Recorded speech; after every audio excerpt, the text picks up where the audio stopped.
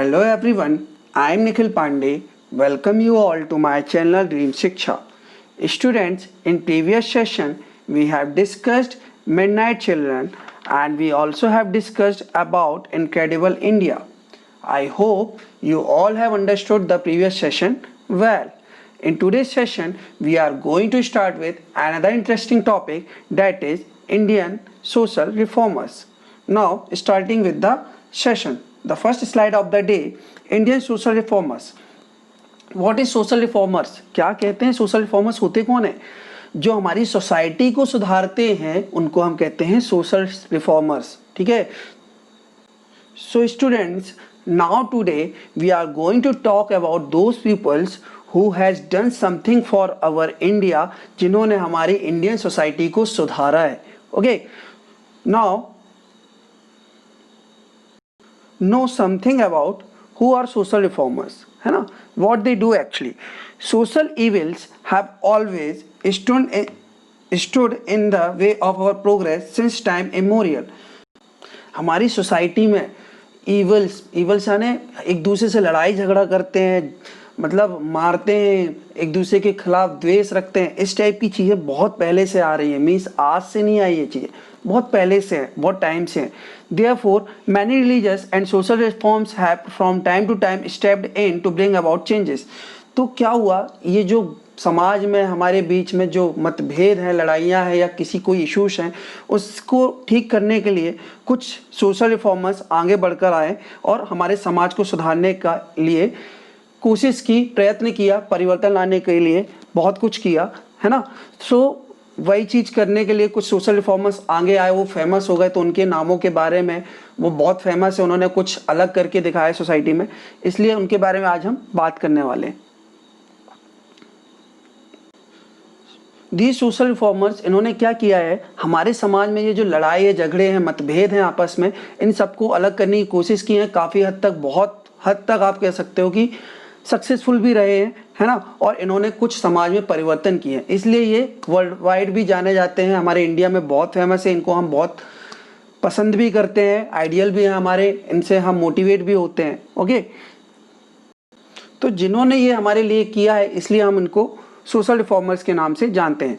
There activities and thoughts have guided our nation to a new beginning in the past and many such changes makers are contributing to the betterment of society even today.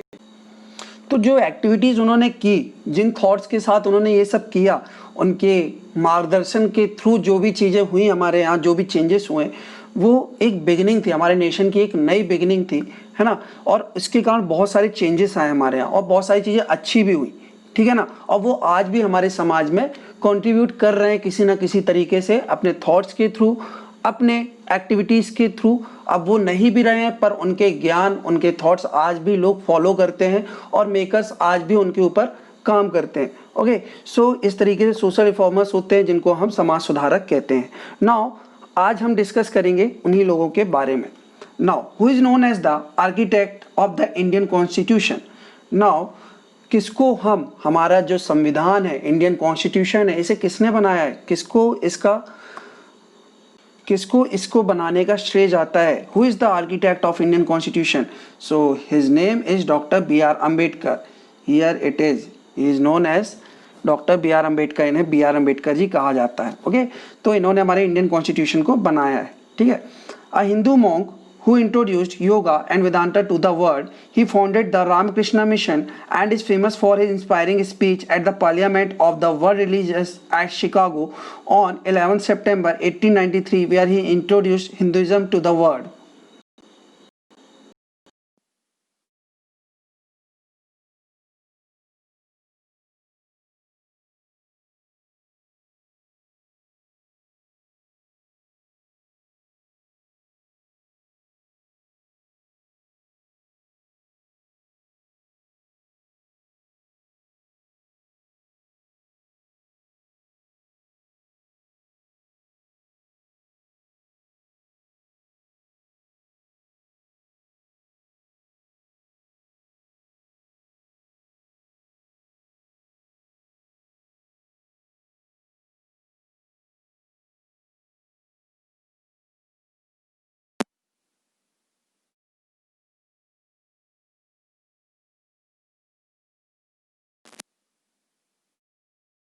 Famous और he is very inspiring including ये भी कहा जाता है कि अगर ये एक किताब को अगर एक बार पढ़ लेते तो इनको याद हो जाती थी, इनके बारे में ऐसा कहा जाता है। ओके, तो इस तरीके की चीज़ें हैं।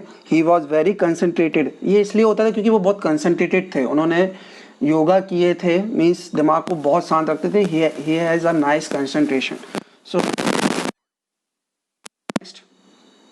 he is considered as the pioneer of modern Indian Renaissance, and it's famous for his efforts to abolish sati.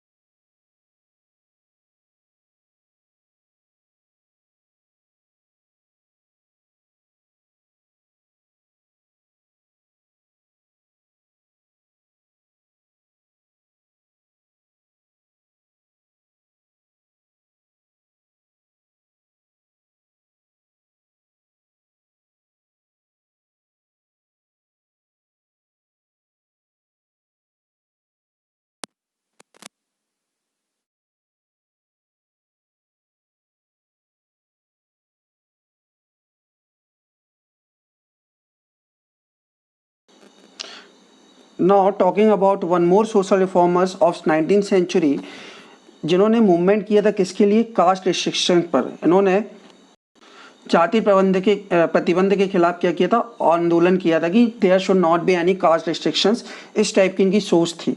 ठीक है, तो ये कौन थे, ज्योतिबा फुल्ले। इनको कास्ट रिस्ट्रिक्शंस पसंद नहीं थी तो इन्होंने इसके अगेंस्ट पे मूवमेंट किया था। Okay, so his name is Jyotiba Phule, not. ठीक है, तो ये लड़की नहीं थे, पुरुष थे। He is Jyotiba Phule. Okay, important role play किया इसमें भी, कास्ट रिस्ट्रिक्शंस के अगेंस्ट इन्होंने एक्शंस लिए थे या मूवमेंट किए थे। ओके, नाउ नेक्स्ट,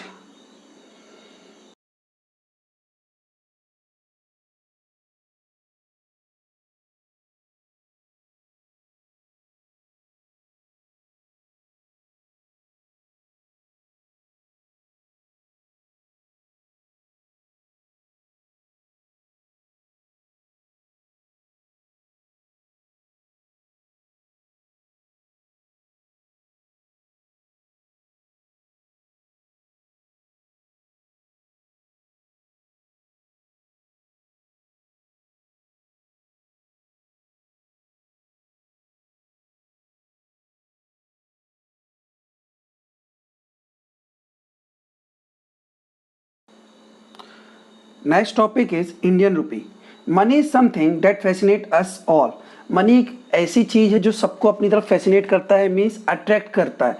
मीन्स सबको मनी चाहिए, है ना, जरूरत है। आपको मनी मिलती है फटाक से, आपको कभी 10 रुपये 20 रुपये चाहिए, चॉकलेट खाने के लिए, केक लाने के लिए पैसे चाहिए, आपको खिलौने या स्पोर्ट्स की थिंग्स खरीदने के लिए पैसे चाहिए। इन सब के लिए क्या चाहिए, पैसे चाहिए। तो आपको अट्रैक्शन है मनी की तरह। Okay, who doesn't dream of being a millionaire. ऐसा कोई नहीं है जिसने कभी ड्रीम ना किया हो कि मैं मिलेनियर ही बनूं, लखपति बनूं, करोड़पति बनूं। But have you ever thought of the origin of all this money. कभी आपने सोचा है कि इसका ओरिजिन क्या है, मनी का कैसे आया, क्या हुआ। हु प्रिंट द मनी, कौन प्रिंट करता है इस मनी को। Who decide how much to print and how money reaches our hand. अब कौन डिसाइड करता है कि कितना मनी प्रिंट करना चाहिए और कैसे मनी हैंड तक रीच करेगा। Let's move on to understand it. तो चलिए समझते हैं इन चीज़ों को। रिजर्व बैंक ऑफ इंडिया, यहाँ देखिएगा, reserve bank of India has the power to issue currencies for government of India. So all the rupee notes are printed by RBI. So किसको power है मनी को प्रिंट करने का, RBI को power. तो RBI print the currency for India, है ना। तो जो भी रुपी नोट प्रिंट होते हैं वो कहाँ पे होते हैं, आरबीआई में होते हैं। ठीक है, now this is the sign of RBI. RBI is none for reserve bank of India. Now sometimes RBI changes the design of note. The design of note introduced in 19 1996 is called. तो RBI करती है time to time, कभी भी अपनी design change कर सकती है, उसको इतने मीन्स राइट्स हैं कि he can change the design of notes. तो उन्होंने 1996 में एक नई सीरीज इंट्रोड्यूस की थी जिसे हम किस नाम से जानते हैं, द गांधी सीरीज। किस नाम से जानते हैं, द गांधी सीरीज। तो एक सीरीज इंट्रोड्यूस की थी 1996 में, इसको हम किस नाम से जानते हैं, Gandhi series. Okay, next now see here, एक नोट है, all note carry an imprint of something Indian like the 20 rupee note carries the imprint of the famous north bay lighthouse in Andaman island.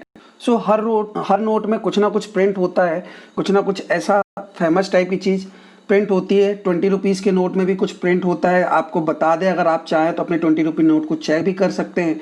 North bay light house Andaman island में है, वो उस पर print किया गया है, famous सा है, north bay lighthouse in Andaman island, वो प्रिंट है 20 रुपीज़ नोट पे, तो आप उसको देख सकते हैं। ओके, तो हर नोट में कुछ ना कुछ प्रिंट होता ही है, आप चाहें तो चेक कर सकते हो। मुझे कमेंट बॉक्स में कमेंट कर कर बताएंगे कि 2000 के नोट में क्या प्रिंट होता है, 500 के नोट में क्या प्रिंट होता है, 100 के नोट में क्या प्रिंट होता है, 200 के नोट में क्या प्रिंट होता है। Okay, this is your task, आपको करना है, आपको मुझे कमेंट बॉक्स में कमेंट कर कर बताना है। Okay, thought it is called sorry, have you ever noticed the different symbol above the emblem? These symbols are given for the help of the visually impaired people to recognize the note. अब आपने देखा emblem के ऊपर ही, emblem होता है यहाँ पे, इसके ऊपर ये सिंबल दिए होते हैं, ये सर्कल दिया हुआ है, यहाँ पे ऐसा ट्रायंगल दिया हुआ है। क्यों दिया हुआ? ये उनके लिए होता है जो कि देख नहीं सकते, जो विजुअली इम्पेयर्ड हैं, जिनको दिखाई नहीं देता, तो वो रिकॉग्नाइज करते हैं इस साइन के थ्रू कि ये कितने का नोट है, कितना क्या करेंसी है। ठीक है, 500 का नोट है कि 2000 का, तो कैसे आइडेंटिफाई करते हैं, वो इन सिंबल्स के थ्रू आइडेंटिफाई करते हैं। ठीक है, now apart from Hindi and English which dash other Indian language appear on the reverse side. तो कितनी लैंग्वेजेस हैं apart from Hindi and English, India कितनी करेंसी आपके नोट्स में कितनी लैंग्वेजेस होती हैं? तो 15। अगर हिंदी और इंग्लिश को छोड़ दिया जाए तो कितनी लैंग्वेजेस होती हैं? 15। ठीक है, पर इनको ऐड कर दिया जाए तो टोटल 17 लैंग्वेजेस होती हैं जो प्रिंट होती हैं नोट में। ओके, दो it is called paper currency, rupee is not made of paper, really your currency is actually made of.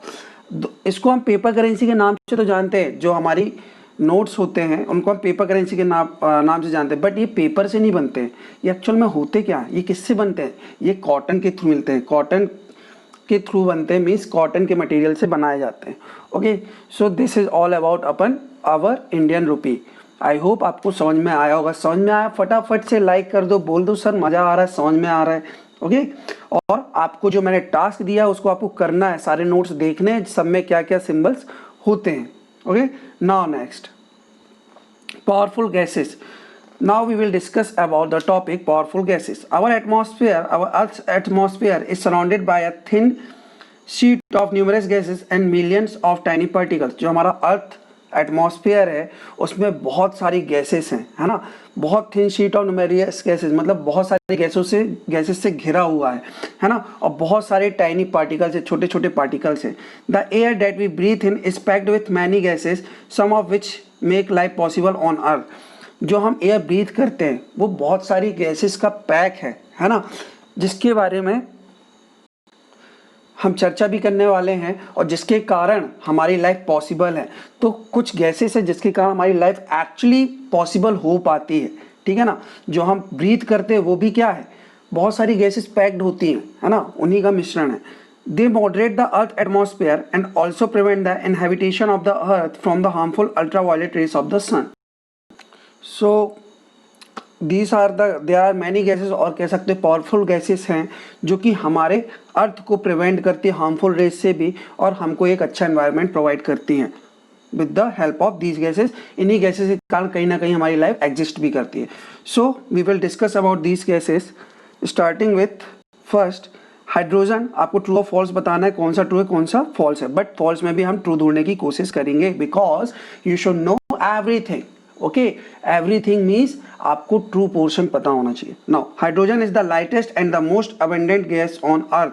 So hydrogen क्या है, लाइटेस्ट है और मोस्ट अबंडेंट गैस है, मीन्स प्लेंटियस अमाउंट में हाइड्रोजन पाया जाता है। ठीक है, बहुत पाया जाता है, ठीक। So it is true. It is true. The first is true. Natural gas was formed deep under the earth millions of years ago. It is an important fossil fuel used primarily for generating electricity, cooking and heating. So natural gas कहाँ बनती है? अर्थ के नीचे, ज़मीन के नीचे बनती है। बहुत सारे सालों के बाद, मिलियंस ऑफ ईयर्स एगो के बाद ये ऐसा पॉसिबल हो पाता है। It is an important fossil fuel, एक तरीका ये इम्पॉर्टेंट फॉसिल फ्यूल्स है। किसके लिए यूज़ होता है? For generating electricity, cooking and heating, इन सब के लिए ये यूज़ होता है। तो ये भी बात बिल्कुल सही है and this one is true.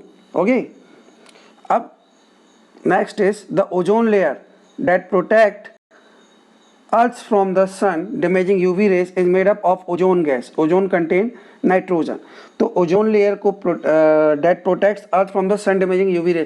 Ultraviolet radiation जो सन से आते हैं, यूवी रेडिएशन जो सन से आते हैं, उससे हमें कौन प्रोटेक्ट करता है? Ozone layer. अब ओजोन लेयर नाइट्रोजन से नहीं बनती है, मैं आपको क्लियर कर दूं, ऑक्सीजन से बनती है। किससे बनती है? Oxygen. There are 3 molecules of oxygen with the help of this it prevent us from harmful UV radiations. Okay, तो ओजोन कंटेन्स ऑक्सीजन, तो आंसर होगा फॉल्स। बट अगर इसका सही आंसर पूछा जाए तो ओजोन में क्या होता है? ऑक्सीजन होता है। You like the helium balloons you get at parties. आपको हीलियम बैलून्स जो है वो पसंद आते हैं, जो आपको पार्टी में मिलते हैं। Well the reason they float is because helium is a gas which is lighter than air. अब ये हवा में फ्लो होते हैं, उसका रीजन होता है हीलियम। एक तो बैलून के अंदर क्या भरा जाता है? हीलियम। और ये हवा में इसलिए फ्लोट होते हैं क्योंकि जो हीलियम का जो वेट है वो बहुत कम है एयर से, वो एयर से भी लाइट है, इसलिए क्या वो आसानी से उड़ जाते हैं। तो ये बात बिल्कुल सही है and this one is true. Okay, next one. तो पहला ट्रू था, सेकेंड भी ट्रू था and third one is false and fourth one is true. Third true हो जाता अगर ओजोन क्या करता? कंटेन करता oxygen. Next topic. Venus is known as our solar system largest gas giant. It contains about 90% hydrogen and 10% helium. बात करते हैं gas giant की, तो गैस जाइंट वो होते हैं जो कंटेन करते हैं या कि जो हाइड्रोजन और हीलियम से बने होते हैं।